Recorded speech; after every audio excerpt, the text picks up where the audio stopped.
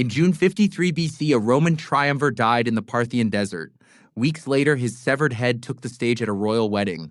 Marcus Licinius Crassus was the richest man in Rome, a triumvir alongside Caesar and Pompey, and the one of the three whose military reputation was thinnest. In his 60s, he marched 7 legions east, hunting the military glory the other two already had. In the desert near Carrhae, in June 53 BC, the Parthian general Surena answered him with horse archers and cataphracts. Roughly 20,000 Romans died on the sand. Another 10,000 were chained and walked toward forced labor in the eastern provinces.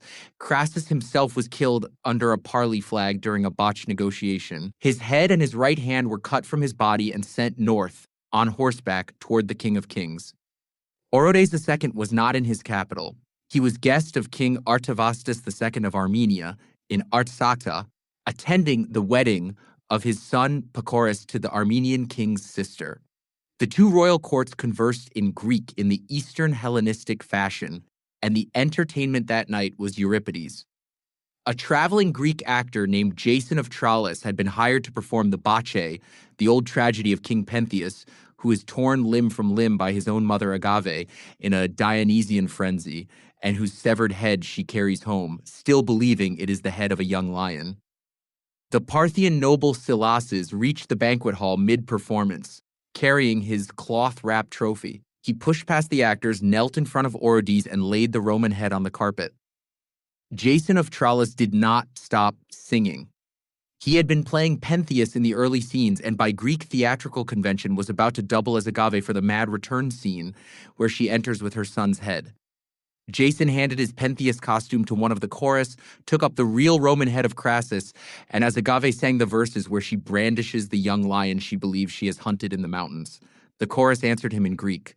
The Parthian and Armenian nobles applauded. Plutarch is the source for this scene in his Life of Crassus, written about a century and a half after the event, and he reports it without theatrics, as if it were a banquet anecdote anyone in the eastern courts already knew. The rest of the war ended badly for everyone in the hall. Surena, the Parthian general who had won the day at Carrhae, was put to death within months, on the same king's order, on suspicion of becoming too popular. Pacorus, the bridegroom, was killed in 38 BC, riding against the Romans in northern Syria 15 years after his wedding night. Orodes II withdrew in grief, and within a year his son Phraates IV had him quietly killed. The 10,000 Roman captives exiled to the far eastern frontier of the Parthian Empire near the trading town of Merv vanished from the historical record.